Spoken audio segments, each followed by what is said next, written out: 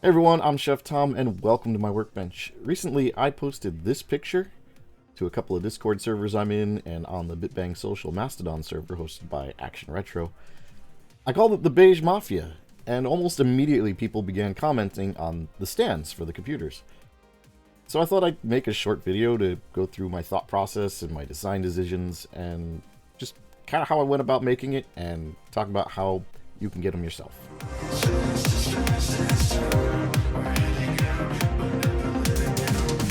So, I was browsing around Thingiverse, and I came across this Commodore bread bin wall mount, and I thought, that seems like a really cool idea. I'd love to be able to put my bread bins up on the wall.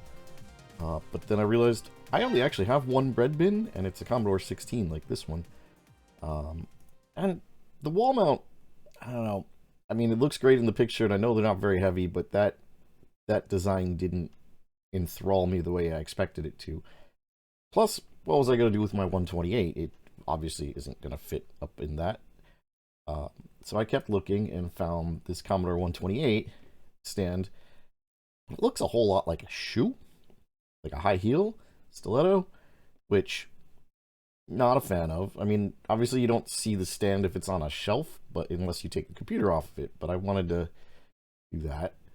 And I'd like to have a stand for my 128, mostly because it takes up a ton of space laying flat on my desk right now, and I don't use it all the time, so it'd be nice to put it away. And then I found these. This is what I ended up looking at the most, which are these Commodore 64 angle stands, which are absolutely great. I like these, and it was when I realized, and I would have figured this out as soon as I tried to put my VIC-20 into the same case as my 16. They are not the same size. They're actually two different bread bin shapes, as you can see here. Some issues with that. But I didn't really like the design of any of these. Like, I don't like this breakdown design. The only thing I like the design of is the C64 one, sort of, except I don't like the harsh point up here on the top. And I was like, well, I can make my own stands. That's not that hard, right? But I do like the way that these sit, so this became the one that I decided to kind of use as reference as I designed my own. Plus, I couldn't find anything for my Plus 4, which I also would like to have on the shelf with everything else once I get the display set up down here in my office once the remodel's done. I've used Fusion 360 for stuff out in my wood shop, so I figure it can't be that hard to use it for 3D printing, and I decided to get to work.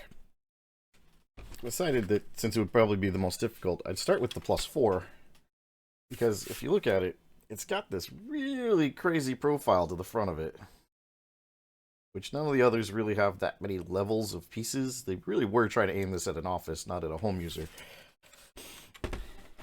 So I go out and grab my caliper, digital angle finder, two things I usually keep in my workshop. Turns out they're also very useful for 3D printing. And I come up with what I think is a design in Fusion, and I just print a slice of it because I just want to test it to the profile. So you can see I've got my profile. I'll try and put this in here. And it's an okay fit. Like, let me get you a better angle there. But it's not really fitting. So I go back to the drawing board and I make version 2. And that fits better, but I can't get it all the way on the back. If I try and put it all the way on the back there, and you'd think between a digital angle finder and a caliper, I'd get this right. Now, all the dimensions, I'll show you. This is version 4 in my hand, 3 or 4. All these dimensions are right. It's just I can't get this angle and this angle to play nice because I have a hard time getting them lined up all the way around. So I just kept screwing with it. We got a 5, 6, and even a 7. And once I got to 7, I started rounding this edge here because I wanted to make it so it sat in a little easier. I started giving roundovers to all these edges. When we get to 7, 7 fits. 7 fits nicely.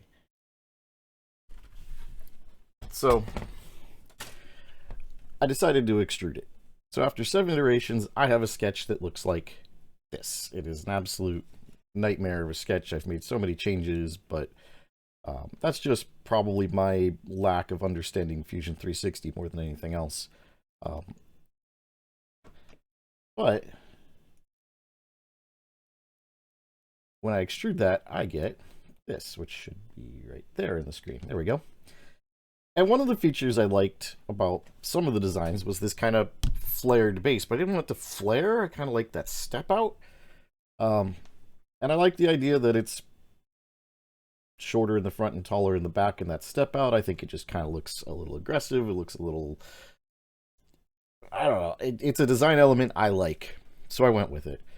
And you'll see it comes across just about, no, not just about, it finally did come across in every variation that I've made here. This is the one for the +4. This is actually version 8 at this point. I made a couple of tweaks after this version 7 fit. I made a couple of tweaks. Even though it fit nicely, I just wanted to balance it a little bit and put it onto, you know, do the full extrusion. So I extrude symmetrically out, a little wider for the base, and it looks great. I like the way this looks. I think it's tall enough. I think it's got enough support in the back that it won't tip over backwards. I was worried if I did a straight line down here, which yes would use a lot less material, that there wouldn't be enough support in the back, and I wanted to make sure that this wasn't ever going to fall over if it got bumped or anything. So did that. Stuck with a 72-degree angle to the surface to the back, so it's a little, you know, so it sits on an angle, but you can see everything real nicely, and I think that's a good one. Plus, picking a number at all made it easier to repeat that design. That was a design element I chose that I could repeat over and over and over again. So we did that. So I went to the 128 and made pretty much the same thing. We're going to zoom out a little bit here because it's significantly larger. Doing the same thing, but the 128, you come in here, can I orbit this around? There we go. Has, you know, just like the +4 has a bunch of little stepped bits here. I just smoothed them out, rounded them over. But again, design elements that repeated.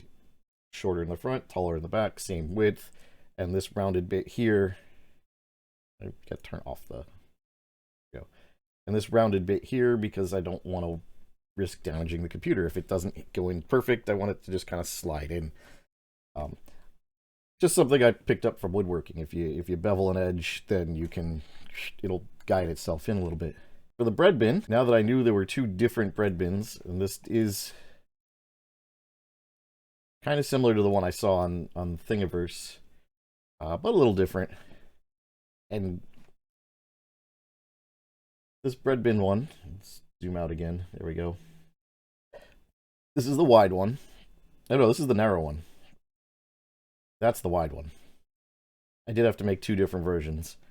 But again, we're carrying the same design elements through.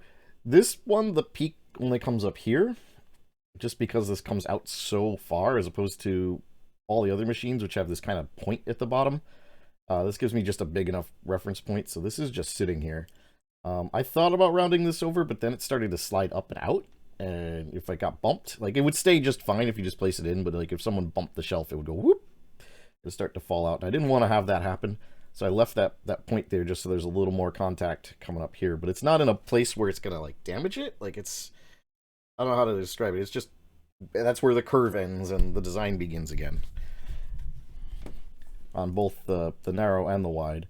But again, keeping this motif of this little flare out, shorter in the front, taller in the back, has the angle 72 degrees. 64C. The 64C, because it's in between the 128 and the 64, I decided to stick with this. This very much looks like the one I saw on Thingiverse. I made some tweaks to it, remixed it, if you will. But this is still very much my design, in that I took the measurements, I decided to round over this bit again, so that there isn't a sharp piece that might get caught on the seam, as if you put it in wrong. And again, goes from shorter to taller. I really like this design, and that, like I said, that was very much the inspiration. And then I decided to go out of the Commodore range and design one for my TRS-80 Model 100.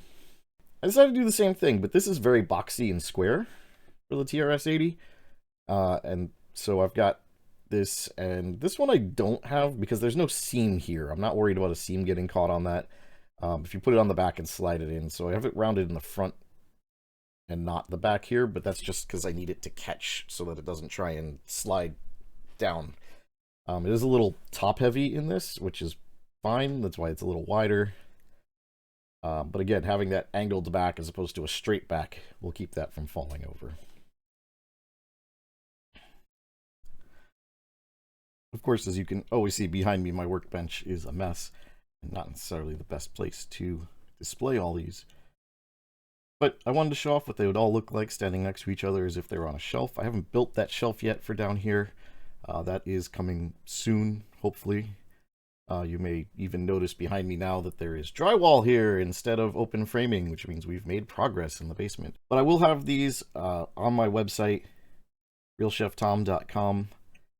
You can get the STL files, or if you don't have a 3D printer or don't want to take the time to print it, I will have them pre-printed and ready to go for you in the merch store. I'll see you next time.